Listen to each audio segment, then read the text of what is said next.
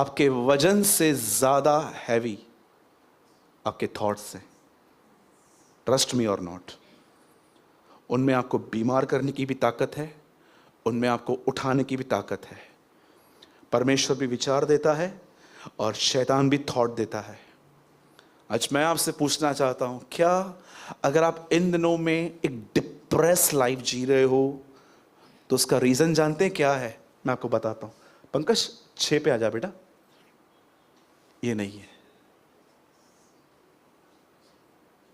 मैं फिर से कहता हूं, बोझ देना अलग चीज है, बकबक करना अलग चीज है। हजारों लोग सुने देखे हैं मैंने, दुआ करते हैं, बर्डन वहीं पर रहता है।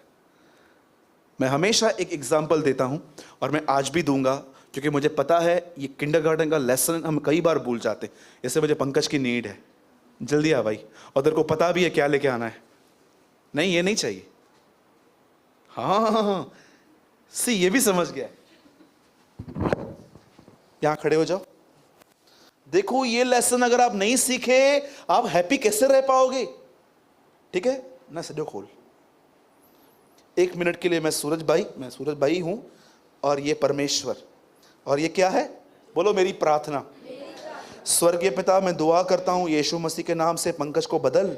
मैं दुआ करता हूं प्रभु जी, इसकी आदतों को बदल। प्रभु ये बदल, वो बदल, मेरे को फाइनेंस में ब्लेस कर, मैंने दुकान खोली है, दूसरों के ग्राहक मेरे पास भेज। सुनो सुनो, पकड़ना। सब प्रार्थना जो भी आजकल की जाती हैं, बिब्लिकल अनबिब्लिकल प्रार्थनाएं, और सब प्रार्थनाएं मैंने इसमें डाल दी यीशु के नाम में, आमीन। प्रभु लेना प्रभु, प्रभु लेना, ले, खींच खींच, जितना दम है खींच ना, रुमाल मेरा नहीं है, खींच। दे रहे हैं आप, आपके हाथ में ही है। बहुतों की प्रेयर ये है, बक बक बक बक बक बक, पिता इब्राहिम इसहाक याकूब के प्रभु। प्रभु बोलता है मत बोल, मेरे को पता है मैं इब्राहिम इसहाक याकूब का परमेश्वर हूं। बहुत सारे लोग के बोझ उनके पास ही रहते हैं। अब सच्ची बताओ, कितनों की प्रेयर लाइफ यही है? पकड़ना यार, बताइए कितने लोग की प्रेयर लाइफ यही है?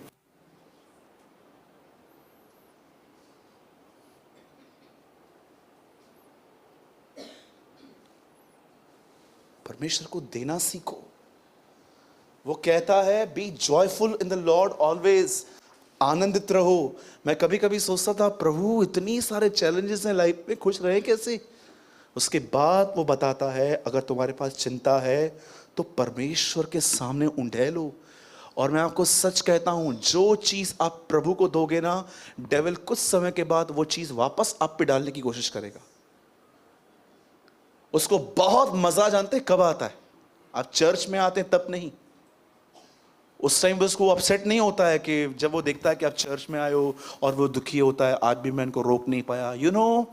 वो कब खुश होता है? जब वो आपको देखता है कि उसने आपका आधा पौना घंटा किसी व्यर्थ बात को सोचने में लगा दिया। That time he was happy कि ये लड़का, ये लड़की, ये बहन, ये भाई आधा पौना घंटा किसी चीज के बारे में सोचते रहे। क्योंकि याद रखना, वो एक चोर है। अगर वो आपको पूरी योजना बता देगा ना, आप इतने अलर्ट हो जाओगे कि वो मुझे नाश करना चाहता है। पर वो इतना सयाना है, वो आहिस्ते आहिस्ते एवरी डे काम करता है। और एक दिन ऐसा हो जाता है, आपको लास्ट से पता चलता है कि पूरा खोखला करके निकल गया है। ट्रस्ट मी, संभालिए। अगर आप रिजॉइस, अगर आप एक आनंद जिंदगी जीना चाहते हो तो आपको ये प्रिंसिपल सीखना पड़ेगा। अगर ये आपके पास नहीं है और आपको लगता है कि एक दिन ऊपर से कुछ नीचे उतरेगा या आपको कुछ परमेश्वर देगा, तो आप गलत फहमी में जी रहे हो। बाइबल बताती है, अगर तुम आनंदित रहना चाहते हो तो परमेश्वर को। अच्छा मुझे बताइए, प्रॉब्लम्स के साथ धन्यवाद देने के लिए क्यों कहा गया? धन्यवाद के साथ।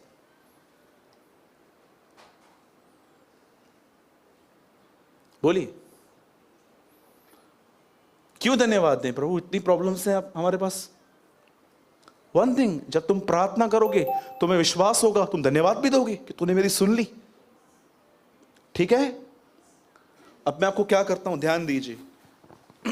अब मैं आपको 2 मिनट दे रहा हूं। 2 मिनट नहीं, 2 मिनट बहुत हो जाएंगे। I'll give you 30 seconds. हम प्रैक्टिकली कुछ करेंगे, क्योंकि आप में से कुछ लोगों की प्रेयर लाइफ पे इतनी रस्ट चढ़ी हुई है, इतनी जंग लगी हुई है कुछ लोगों की प्रेयर लाइफ पे, कि मुझे लगता है शायद घर पे पहुंचते पहुंचते ये वचन आपके अंदर से चुराया जा सकता है। इसलिए मैं चाहता हूं आज से ही स्टार्ट करो। इधर मैं आपको 30 सेकंड्स देता हूं और आप प्रभु को आज पुकारो इन 30 सेकंड्स में, और प्रभु से कहो, प्रभु मुझे मेरी प्रेयर लाइफ को हील कर। बहुत बार आपने मांगा है ना, चंगाई दे, ये दे, वो दे। आज प्रभु से ये कहो, प्रभु जो प्रेयर लाइफ, जो मेरा प्रार्थना जीवन था तुझसे बात करने का, वो मैं खो चुका हूं, मुझे वापस दे आज। और अब मैं तुम्हें परमेश्वर को और उसके अनुग्रह के वचन को सौंप देता हूं, जो तुम्हारी उन्नति कर सकता है और सब पवित्रों में साझी करके मीरास दे सकता है। Better English, now I am putting you in God's care and depending on the message about his grace to make you strong. That message is able to give you the blessing that God gives all his holy people. आइए, मैं चाहता हूं आप ध्यान दें। अभी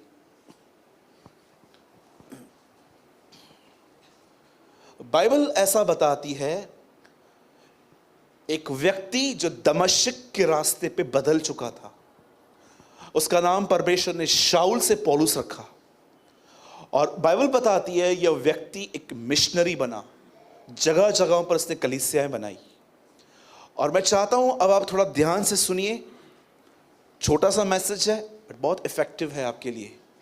Bible ऐसा बताती है कि उसने जगह जगह पर कलीसियाएं बनाई, और उनमें से एक कलीसिया थी जिसका नाम था इफिसियो। और मैं आपको बताना चाहता हूं, पौलुस ने इफिसियो में 3 साल बिताए थे। कितने? 3 years। 3 सालों में वो वहां पर काम धंधा भी करता था और कलीसिया की देखभाल भी करता था। और जब परमेश्वर ने उसे कहा कि अब तुझे ये नगर छोड़ के कहीं और जाना है, तो उसने उन कलीसिया के प्राचीनों को बुलाया, और वो उन प्राचीनों को कहता है कि मैंने किसी का भी सोना, चांदी, कपड़ा कुछ नहीं लिया है। और उसके बाद वो कहता है कि इन्हीं हाथों से मेहनत करके मैंने तुम्हारे और तुम्हारी साथियों की आवश्यकताएं पूरी की हैं। और आप जानते हो, जाने से पहले वो उन्हें ये बात कहता है। बता 31 लगाइए, आपको ज्यादा समझ में आएगा फिर। इसलिए जागते रहो और सिमरन करो कि मैंने 3 वर्ष तक रात दिन आंसू बहाकर हर एक को चितौनी देना न छोड़ा। आगे, और अब मैं तुम्हें परमेश्वर को और उसके अनुग्रह के वचन को सौंप देता हूं, जो तुम्हारी उन्नति कर सकता है। बता ये 32 इंग्लिश में लगाइए। नाउ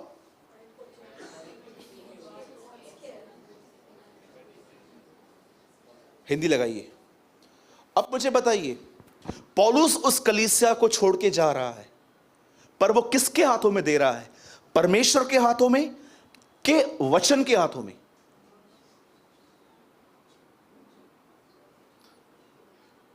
प्लीज आराम से पढ़िए, पढ़िए पढ़िए। और अब मैं तुम्हें परमेश्वर को और उसके, वो कलीसिया को किसके हाथों में छोड़ रहा है? परमेश्वर के हाथों में दे रहा है कि वचन के हाथों में? आप जानते हो, पौलुस जाने से पहले उनको कहता है, मैं तुम्हें किसी के हाथों में छोड़ के जा रहा हूं। और वो जो व्यक्ति है वो वहां पर ये नहीं कहता है वो परमेश्वर है, वो कहता है वचन के हाथों में दे रहा हूं। आप में से कितने लोग ये बात समझ पा रहे हैं? पौलुस यहां प्रेजेंट कर रहा है, वर्ड एक पर्सन है, वो एक व्यक्ति है। जब आप बाइबल हाथ में लेते हो तो याद रखना, वो बाइबल नहीं है, वो एक व्यक्ति है जो आपको पढ़ता है। मैंने कई बार ये देखा है, मैं बाइबल नहीं, बाइबल मुझे पढ़ती है और मुझे दिखाती है मैं कहां हूं। आप जानते हो, आप में से बहुत सारे लोग इस बात को नहीं समझ पाते हैं, आपकी उन्नति तब है जब आप वचन में हैं।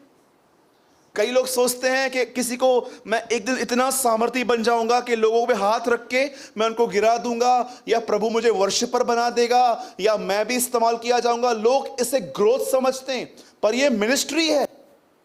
मैं आपको बताना चाहता हूं कि आप इस बात को जानो। पौलुस उन्हें कहता है, मैं तुम्हें परमेश्वर के वचन के हाथों में सौंप रहा हूं। मैं तुम्हें सौंप देता हूं कि तुम उस वचन के हाथों में जो तुम्हारी उन्नति कर सकता है। आज क्यों उन्नति रुकी हुई है कलीसिया की? क्यों, मुझे बताइए। आप कभी कभी अपने आप में महसूस नहीं करते हैं कि आप एक्टिंग में ग्रो कर रहे हैं, ग्रोथ में नहीं? हेलो, समझ पा रहे हो मेरी बातों को? कितने लोग हैं जो रियलाइज करते हैं कि एक्चुअली आप बिहेवियर मॉडिफिकेशन में बढ़ रहे हो। पास्टर ने कहा है चर्च में सेलफोन यूज नहीं करना है, ब्रदर ने कहा है सेलफोन यूज नहीं करना है। आप वहां से ऑफ करके आते हो ताकि कोई आपको न देखे और आप रूल को बरोबर फॉलो कर रहे हो। पर मैं आपको बताना चाहता हूं, जैसे आप आउटसाइड थिंग्स में इतना ध्यान देते हो, पर क्या आप इस बात को जानते हो? सोचो, क्या आपकी रियली ग्रोथ हो रही है? क्या आप चर्च अटेंड करने में खुश हो? अगर आप ये नहीं जानते हो कि आपकी ग्रोथ क्यों नहीं हो रही है, तो मैं आपको रीजन बताऊंगा आज कि आपकी ग्रोथ क्यों नहीं हो रही है। परमेश्वर मेरा गवाह है, मैं घमंड नहीं कर रहा हूं, मैं एवरी डे प्रभु के अनुग्रह से ग्रोथ कर रहा हूं। ये मैं अपने विषय में जानता हूं। सुनिए, एक समय था, बाइबल मुकद्दस बताती है, एक व्यक्ति था जिसका नाम पतरस था और उसका एक भाई था आंद्रियास, और यीशु के और भी चेले थे। जानते हो एक दिन क्या हुआ? ये एक मंदिर के बाहर खड़े थे। इस मंदिर को बनाने में 46 इयर्स लग गए थे। आप इससे कितनों की बात जानते हैं? ये मंदिर राजा हेरोदस ने 46 वर्षों में बनाया था। इतना खूबसूरत मंदिर था, और यीशु के चेले उससे पूछते हैं, रब्बी इस मंदिर को देख। तब यीशु ने पहली बार अपने लाइफ में दुनिया के अंत और अपने आने के विषय में बात की थी। और जब उन्होंने यीशु के मुंह से यह सुना कि यीशु मंदिर के लिए कह रहा है सब कुछ नाश होगा, जानते हो उन्होंने क्या किया? वो यीशु को पहाड़ पे बिठाकर एक बात पूछते हैं, तेरे आने का और जगत के अंत का क्या चिन्ह है? जानते हो यीशु क्या कह रहा है? बोलता है, सुनो, मैं तुम्हें टाइम नहीं बता सकता, मैं तुम्हें सन नहीं बता सकता कि मैं कब आऊंगा, लेकिन मैं तुम्हें हिंट देता हूं कि मेरे आने से पहले कुछ होगा। और जानते हैं उसने क्या रिवील किया? बोला, मेरे आने से पहले नोहा के दिन आएंगे। अगर आपको नहीं पता है कि नोहा के दिनों में क्या होता था, तो आपको जाना पड़ेगा, उत्पत्ति में पढ़ना पड़ेगा कि उन दिनों में क्या होता था। मैं ज्यादा स्टोरी लंबी नहीं कर रहा हूं, मैं शॉर्ट में आपको बताता हूं। नोहा को जब प्रभु ने कहा कि ये मेरा मास्टर प्लान है, मैं सबको नाश करने पर हूं लेकिन मैं तुझे बचाना चाहता हूं, और उसने एक लकड़ी काटी, वह अपने तीनों बेटों के साथ उस जहाज को बनाना शुरू किया। और बाइबल ऐसा बताती है वो धर्म का प्रचारक था। इसका मतलब नोहा काम भी कर रहा था, नोहा प्रचार भी कर रहा था, वो बोट भी बना रहा था, वो प्रीच भी कर रहा था। और क्या लिखा है? धर्म का प्रचारक। इसका मतलब वो लोगों को परमेश्वर की आज्ञा मानने के लिए कह रहा था। पर हुआ क्या? 120 साल इतिहास बताता है इस बोट को बनाने में लग गए। अब मैं आपसे एक सवाल पूछता हूं, 120 साल के बनने के बाद मैं आपसे एक सवाल पूछता हूं, कितने लोग बोट में आए? हां, सिर्फ 8 लोग। उसकी फैमिली को छोड़ के कोई आया? कोई भी नहीं आया। चलो मैं आपसे एक बात पूछता हूं, जब नोहा बता रहा था उनको, उनके अंदर ये वर्ड क्यों नहीं जा रहा था? आप सिर्फ एक बात मत कहना अभी कि किसने बारिश देखी नहीं थी ब्रदर, तो कैसे बिलीव करेंगे, ये अभी बहुत ओल्ड हो गया है। अब मैं आपको चाहता हूं, अब आप थोड़े और मैच्योर बनो और आप रीजंस जानो कि उन दिनों में क्या हो रहा था, वही आपके साथ हो रहा है।